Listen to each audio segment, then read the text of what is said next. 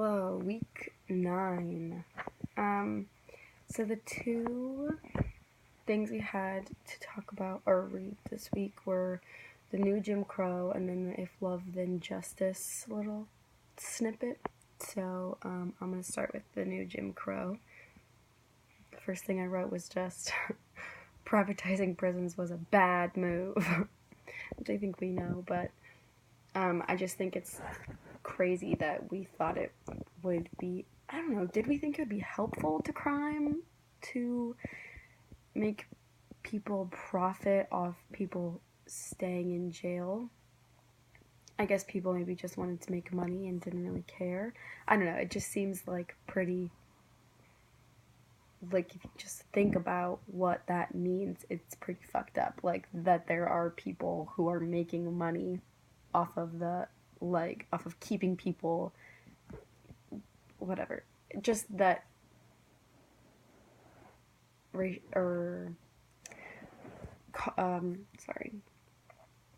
being held in a prison. I believe in that we should be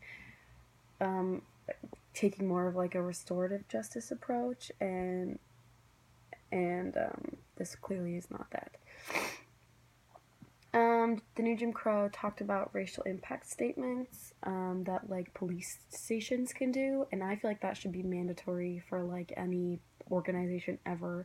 It's like understanding how specifically police and other things like that, just like understanding, like I feel like you should want to know if you're unfairly impacting one racial group over another, and that should be like something that feels important to fix. It feels like it should be a good thing. Like it does. I think that if people are like afraid of that, then that means that they're doing their job poorly. You know, like if they're afraid that a racial impact statement will reflect badly on them, it's probably because they're doing bad things. So, I also the part of the new Jim Crow that talked about like if we dismantle our current system of jails, we have to deal with the aftermath of that. We have to deal with all the people who are going to lose their jobs because of that. And it just reminded me, I've talked about Eli Clare before in relation to like disability things, but there's a part of Eli Clare's book that they grew up in like a logging town, and describes how it's complicated because logging is bad for the environment. Like we don't want to cut down some trees, but and like the mills and whatever, I don't know the specifics, but if we stop logging towns and we stop things like that, then we stop the entire, not infrastructure, but economy of the town. Like people rely on logging for their well-being and their income, so we have to understand that that's a bad thing, but because but I guess I wrote, because someone is profiting, we have to acknowledge and account for that. And then because it's like a systemic thing, because the over jailing of people of color is systemic, so is the fact that people are creating their livelihoods off of it. Like lots of people, I don't know, it makes sense.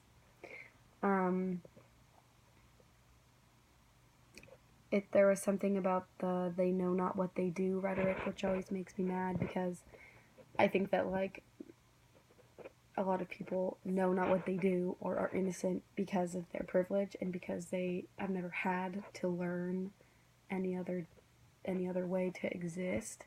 And so that just like, it just makes me angry. Like it doesn't even feel like a good excuse for like why you would perpetuate. It's like, yeah, you don't know what you're doing because you're dumb, like because you've never had to, so that doesn't feel like an excuse. It's important to understand context, but I think it's too permissive. They don't know what they do because of their privilege. And then on page 229, the new Jim Crow says, racial indifference and blindness, far more than racial hostility, form the sturdy foundation for all racial caste systems. So like, which I felt like supported like what I was saying with they don't know what they do, because in the fact that I think that like not blindness and not understanding what you're doing allows you to lay this foundation for injustices to come. So, and then the if love then justice one was kind of weird for me. I didn't really understand what the point was until later they were like, and I'll say it concretely, and I was like, thank God. But it just says, within our social life, and because we do not act lovingly toward one another, we use laws and constitutions as obligatory road signs, which guide our behavior toward our fellow persons. I don't know about that. And it kind of talked about, the article was just about, like, laws make us operate as if we love the people around us. And then I wrote down justice is required where there is an absence of love, which I think was like an interesting concept of like we use justice when people hurt each other. Which I don't know, it was a nice idea that like we just need to love each other, but that's not a real solution.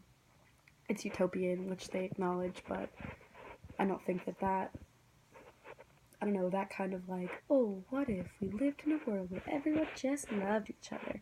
I've just never really liked that kind of thing because it feels pretty useless. Like, it feels like you're just saying nice things to make yourself feel better, and it's not actually helpful to anyone.